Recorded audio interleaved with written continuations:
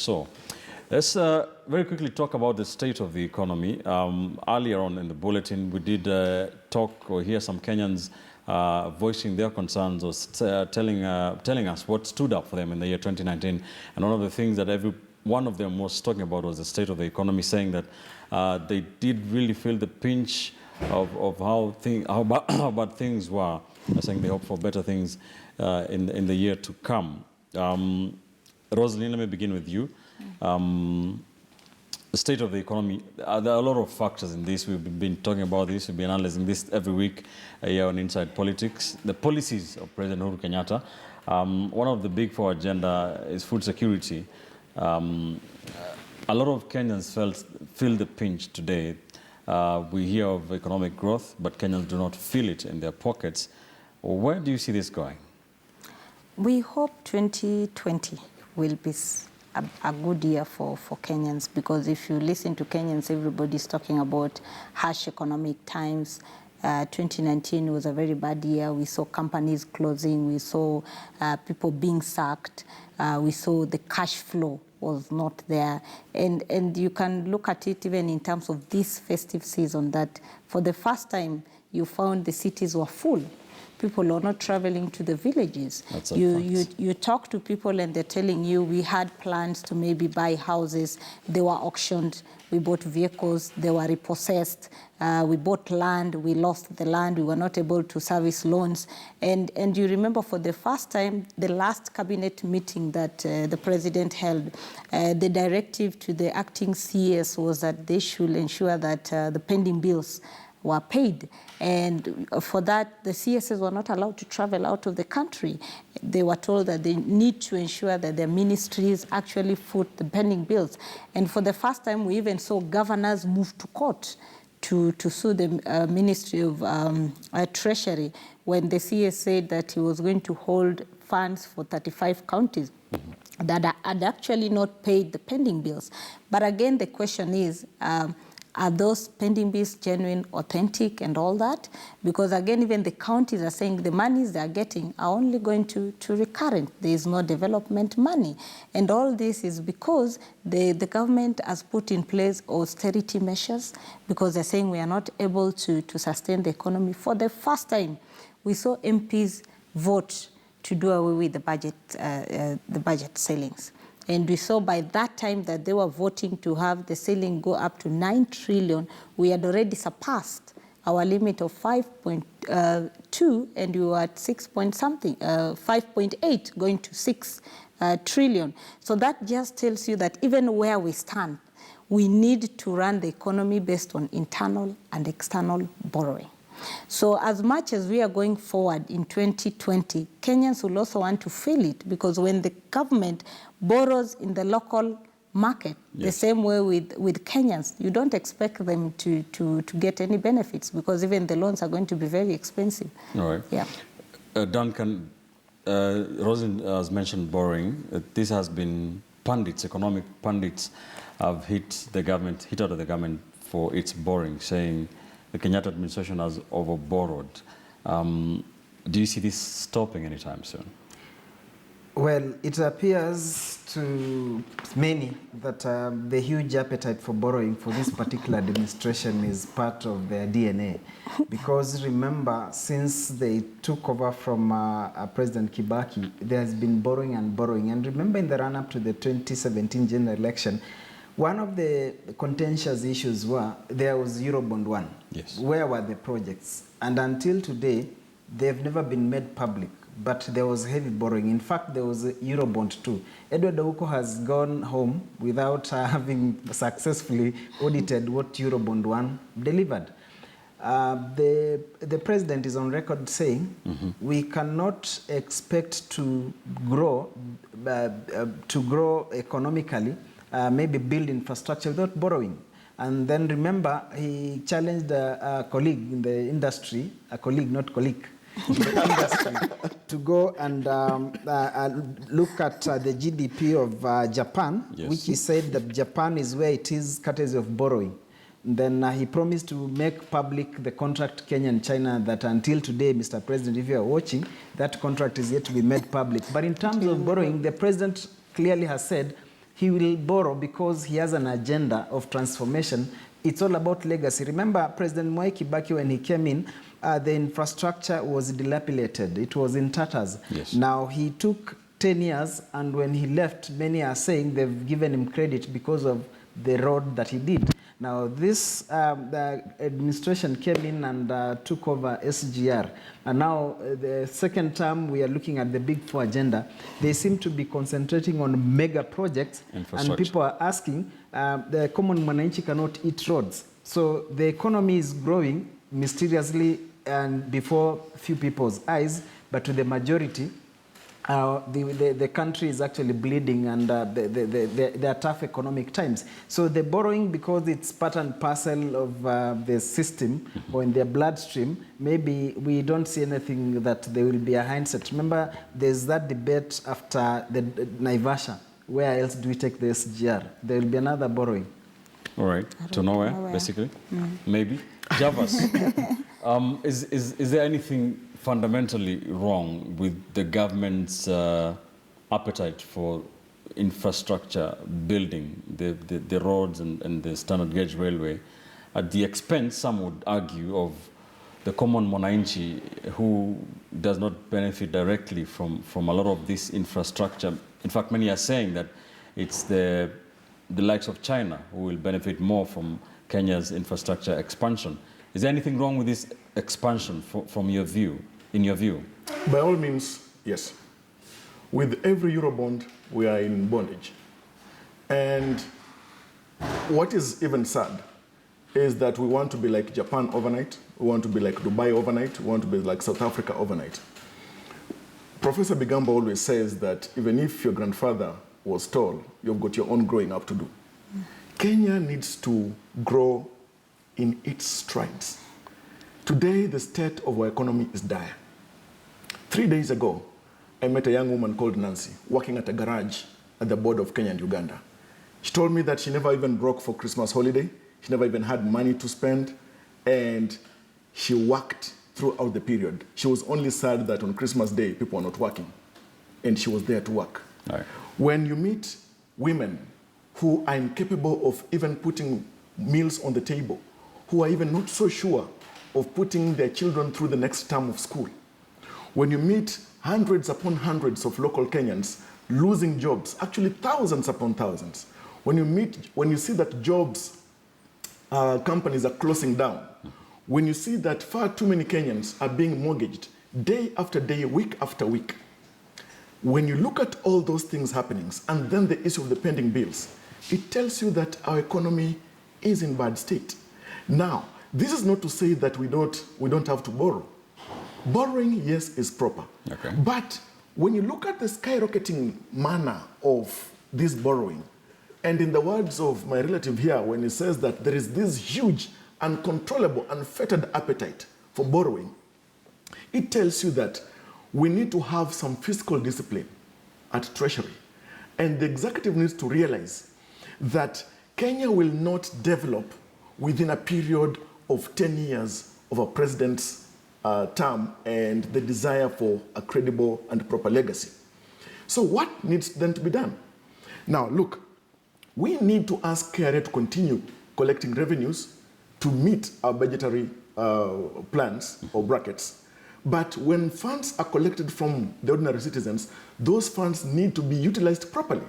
And that's where now the issue of sealing the holes where money from the public exchequer goes out to the drain through corruption needs to be stopped. Right. The other thing, President Kenyatta, yes, has spoken quite eloquently and enthusiastically so about his desire to fight graft.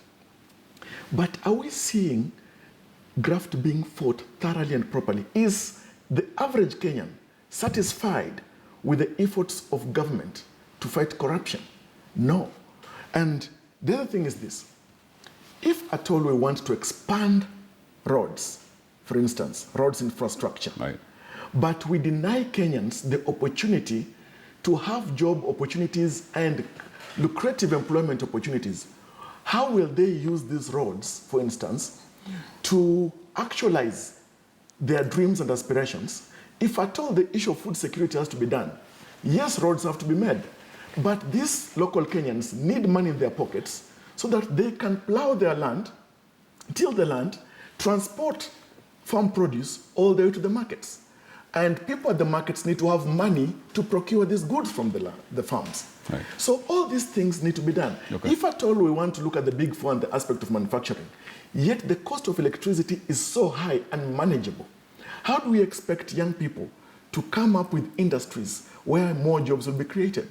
So all these things need to be put into perspective, All right. quite creatively. We'll get into the big four agenda. We'll get into the fight against corruption now that you've mentioned it, obviously closely linked to the state of the economy, about what, like you guys are asking, the money that Kenya borrows, what happens to it when Treasury kicks that debt can down the road? What happens to the money that comes from the borrowing? Is it properly utilized? Is it lost, stolen? To use that word. So let's talk about the fight against corruption. It is probably the most covered story in the year 2019 and even before, probably. The president did come out with a renewed fight against theft of public funds. A lot of rhetoric, a lot of tough talk. A lot of Kenyans saying they did not see action in terms of prosecutions in court, no convictions. Serious convictions have been made so far, yet the number of headlines that we've had in this country about corruption are many. The biggest, probably, arguably, the biggest of them being by the standard of the Kimwarer and Aror dams in the county of Elgeyo Marakwet that have claimed, if you can say that, the heads of the CS of Treasury and his PS, if you can say that, his head's rolling. But let me hear what the panelists say. Roslyn, you at the paper broke that story, the Kimwarer and Aror dams. This is just one of the stories, an anecdote to just paint a picture of the fight against corruption or the corruption, the theft of public funds in this country. How near is the president, how close is he to winning this war against corruption? It's still a tall order. Because if you listen to analysts and economists to understand the budget, you hear, and even our politicians, they talk about a third of our annual budget going to corruption. And we've seen most of the major projects that the Jubilee government has initiated from 2013 are the ones that have actually been dogged into these corruption allegations, and most of them are the dam projects. Now we are seeing Itare Dam is very active. They're investigating, and so far we are being told 9 billion has just been sunk, and they cannot trace where that money went. So for me, I think as much as the president has changed the investigating agencies ahead, we are seeing EACC doing a lot with the new team that came on board. We are seeing the DCI has intensified investigation, and we're also seeing the DPP has done a lot. But if you listen to the Attorney General some time back, I think in Nakuru, he expressed some frustration, and he said the the criminal justice system is not complete without the judiciary. And now that is where the buck stops now with the judiciary, because every Kenyan is saying we are seeing big people being taken to court, but we have not seen any conviction. So far under this year, we have seen a PS arrested with the CS. We have seen 3 governors in court, sitting governors, yes, but they are walking scot-free with bail. So the question is, when will we see active convictions? Because even for the president's legacy, even if it's just one person, he can walk home and say, during my term, this is one person that was prosecuted. And I think that is the time that Kenyans will actually see that this war on corruption is being won. Because taking people to court is one thing, and actually seeing them being taken to jail will act as a deterrent, because if you just take them to court and they're back in office or they're walking scot-free, then we are not doing deterrence. So I think the entire criminal justice system must work together. And the president has put together the multi-agency team. Yes. I think they're coordinating so well. The funding has increased. So we need to also see commensurate results to that. Maybe now 2020 will be a year that we'll now start seeing convictions. All right. Javas, what is the reason why we see so many dramatic arrests of high-profile government officials, governors and cabinet secretaries and PSs, but there are no convictions, nothing even close? What is the main reason? Is it poor prosecution, poor investigation? Mr. Kitili, in the words of Brutus in the play Julius Caesar, I would say, hear me for my honor, and that you may be the better judge. And I say this, that we are stuck in the quagmire of the politicization of the judiciary and the judicialization of politics. And that has got a direct effect on the war on graft. Mm-hmm. When the commitment to fight corruption is merely mouth deep, it tells you that not so much can be achieved. From the times of Ngilu when she was CS and that cohort of hers, to the latter times, or the most recent, where you've got 3 governors in office, facing graft charges. When we have got former CS Rotich and former PS Thuge facing graft cases. But then after that kind of dramatic arrests and public display of these men and women in courts, as you've said, then we see some other dramatic lull, quite poetic. Then one wonders whether Kenyans are being treated to some drama merely to satiate their mental anxieties that government is fighting corruption. What we want to see is that, for example, in the Kiambu case, what should and must happen to the governor? And that's why I'm very happy with the case of Leonard Kulal versus DPP as was ruled by Mumbi Ngugi. Yes. And Mumbi Ngugi is very right to say that when you are sick, you step away from office and your deputy conducts the affairs of that office. And so it is in matters of corruption when you are morally ill that you need to step out of office under similar arrangement. Yes. And that makes sense and it's quite logical. Not just stepping out of office, away from office, or being absent from office. Okay. What we need to see is that if at all the exchequer money, the public funds were galloped by an individual through corruption, first, that money should be returned. 2, punitive punishment for such an individual, and possibly being barred not to run for office again under the integrity and leadership clause. The other thing is this. Why is it that from independence, and all cases are there, reported in the case law, and even by the media, the fourth estate is doing a tremendous job to cover all this work. But why is it that politicians are very afraid to have these matters determined for the benefit of the public? And we know very well that also the aspect of rent-seeking and protectionism amongst politicians. Mm-hmm. Politicians protecting their own kind. And that is the other thing that hinders or hampers their own graft. It is true that we have seen a scaled-up approach in terms of the war on corruption. Okay. But the other thing that we need to focus on as well is this. Those investigation officers who bungle cases by way of feeble or create investigations or creating gaps within the investigation process so that the courts, when they find these gaps, have to let such a perpetrator or an alleged corrupt person scot-free. All right. Such kind of investigation officers also should be brought to book and face the full force of the law. Duncan, we have seen a lot of these arrests, like we're saying. Do you think that the DPP is doing enough? Well, there have been a lot of press conferences by the DPP, but is it doing enough to prosecute these cases? Let me begin by saying there was talk of militarization because the DPP has intelligence background. The CEO, people said there was about some militarization of sorts. Mm-hmm. And true to that, then if the dramatic man of arrests, and now the latest we are seeing the airlifting. Forget the fact that people are not being taken to court at that very hour, but there's need to arrest, screaming here and there, and then airlifting. There's been a lot of drama. There's been a lot of talk. But the work of the DPP, of course, in his statements, he has said once he receives reports from either EACC or the DCI, he'll go through the files and then know whether to recommend or to recommend prosecution or not.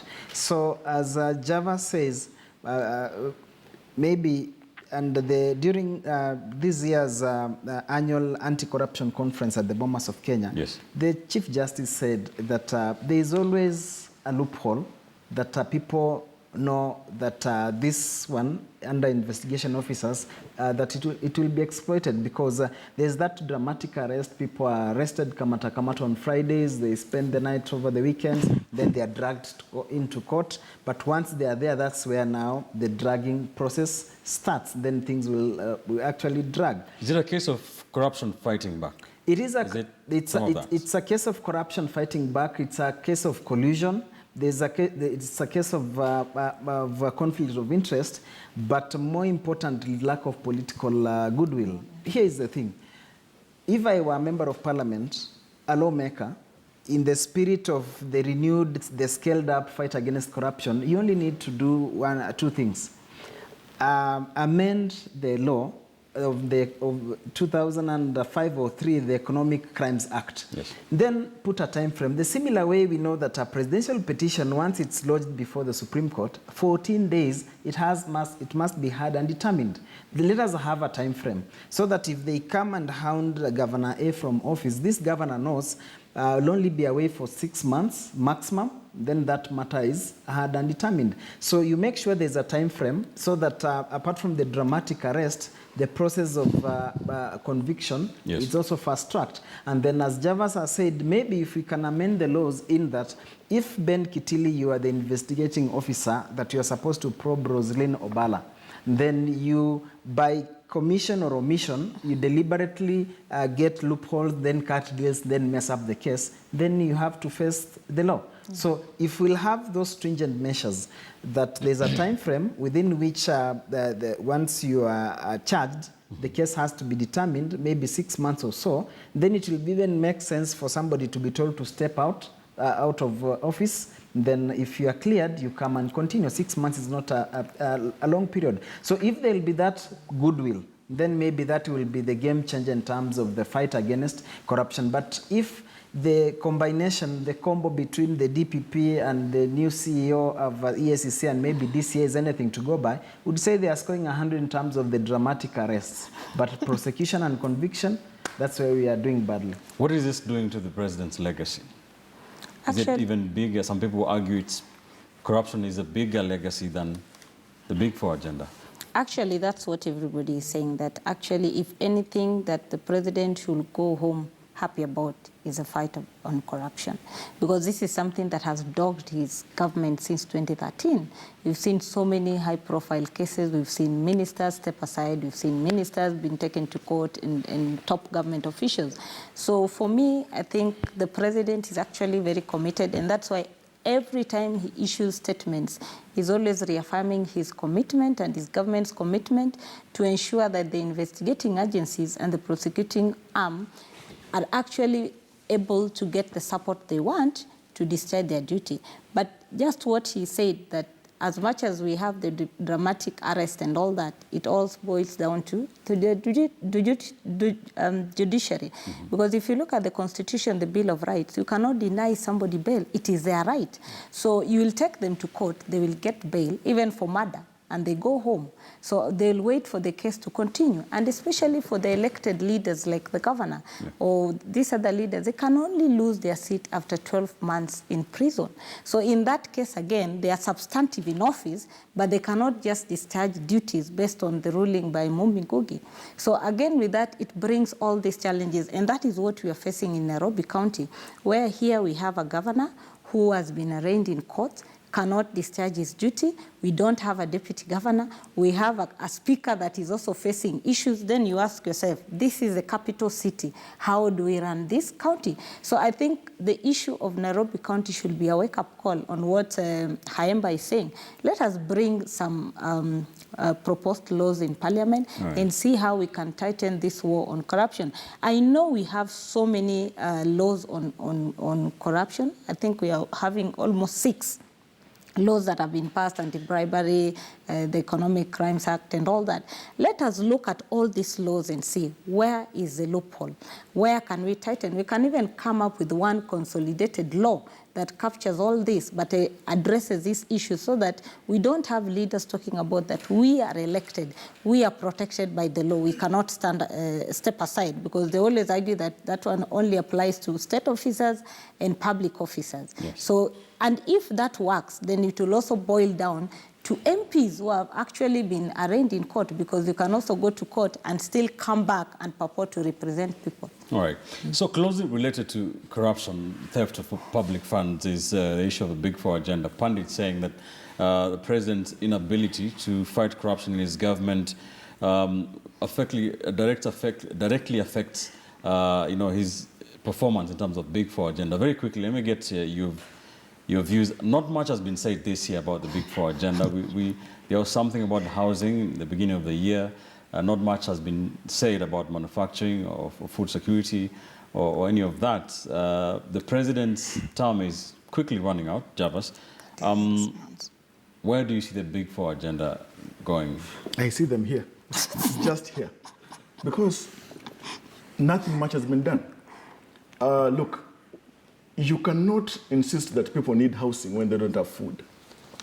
And food is very important. If people can put food on the table and be able to meet their medical bills, then poverty will be a thing that we read in the newspapers and history. Now, how do we achieve that? Today, in the news, we've seen the invasion of locusts in the northern part of the country. I have not heard, unless maybe my ears are too deaf, serious pronouncements and action by the Ministry of Agriculture on how to intervene or combat that menace. I have not heard. I have not seen a critical step, and I have 4 eyes, by any critical government official going to assess the situation in the north. I have seen a situation, and we have read in the papers as well and in the news, and we've watched, that there has been poor harvest, poor yields in the year that's now under review or concluding. And yet, government has not put in place mitigative measures for combating famine or starvation as it's probable in the year 2020. Yeah. So the issue is this. If at all we want to have the Big Four agenda implemented, and the president's time is not running out, it's actually out. The thing is this. Why is it that, for example, farmers across the country, whatever they're farming, are not having seriously subsidized fertilizer, for example? Why are we not having a mechanism where farmers are helped to till their lands, especially those who have got huge tracts of land but are incapable? We've got so much of arable land that's unutilized. When it comes to universal health care, how many times, just travel across this country, you see that in very many places, one has to travel, especially mothers and children, long distances in pursuit or in search of Medicare. All right. So not much is happening. I think the president needs to get serious with the Big Four agenda, just as much as we have been very lame duck with the Vision 2030. I think that is going to be the fate of Big Four agenda. Duncan, very quickly, what is the state of the Big Four agenda from where you sit? The state of the Big Four agenda is the BBB. They've said the building bridges of brotherhood. Because truthfully, to say the truth, 2019, what we've had, the pronouncement from the government is much on BBI, no longer on the Big Four agenda. You will understand, last year, the maize scandal, and the president was actually infuriated. He gave the CS a public dress down on 3 occasions on national events. So it appears the president got frustrated. Now we are no longer talking about manufacturing. Universal health care is just another thing. The Senate is now probing the fraud in terms of medical equipment lease.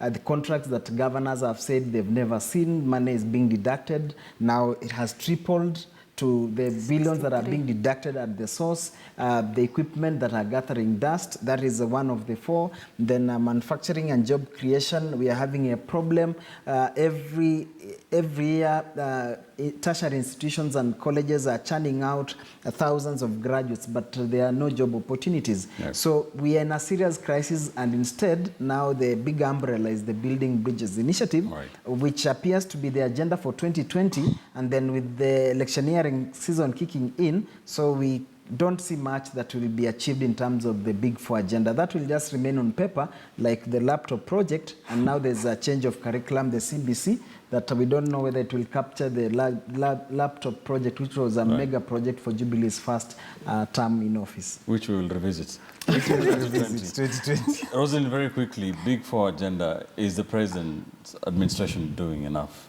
I don't think they're doing enough. I think this was the president's re-election campaign, because the Big 4 agenda came into force in 2017. And this is the second time that the government has actually allocated funds for the Big 4. But if you ask anybody in the street about the Big 4 agenda, you'll find that people don't actually understand 2 years into this project. The president only has 36 months to complete. So if he has to do anything, he only has 12 months, and that is in 2020, to do anything with the Big 4. Now, if we talk about food security, which is almost the backbone of this country, we have seen coffee farmers close down, tea, sugarcane, and all that. Okay, the factories are all dead. This is under agriculture, the maize sector and all that. So in terms of when we talk about food security, we are actually zero in terms of achieving that. Right. If we go to the health sector, the same. The president launched last year the pilot project on the universal health care, which was 4.3 billion. Up to now, we have not been given an update on what the universal health care was. The president was in the United States recently during the United Nations General Assembly, and everybody was giving a status report of their country. In Kenya, it was general. We were not giving specifics. We were not doing anything. Yet the president has said we are rolling it out to the remaining counties. Okay. So how are we going to peg it to know it is successful? That is just one. Now, he has talked about the ease of doing business in manufacturing. He was just talking about the high cost of electricity and all that. Now, if people cannot invest, how do you pride yourself in creating more jobs when jobs are closing? Even the media, how many media houses have sacked this year? That just tells you we are not doing anything. Right. So in terms of that, and even in the housing, he just said the other day it is now voluntary. So it means it's again a stalled project. So if you look at all of them, I think he really needs to rethink. Thanks, ladies and gentlemen, for joining me in the show tonight. There's a lot that happened in 2019. We can talk a lot about it. Javas Bigamba, political analyst, senior reporter at the Standard, Rosalind Abala, and senior political reporter at KTN News, Duncan Khaemba. Thank you so much. We have less than 1 hour to get to the places where you are going to usher in the new decade and the new year. So we leave it on this special New Year Eve edition of KTN Prime. We are talking about the big stories, the big issues for Kenyans in 2019. We shall be here to help put perspective into these issues, or the issues that will come up for you in the year 2020. Thank you for joining us, for watching KTN Prime all through this.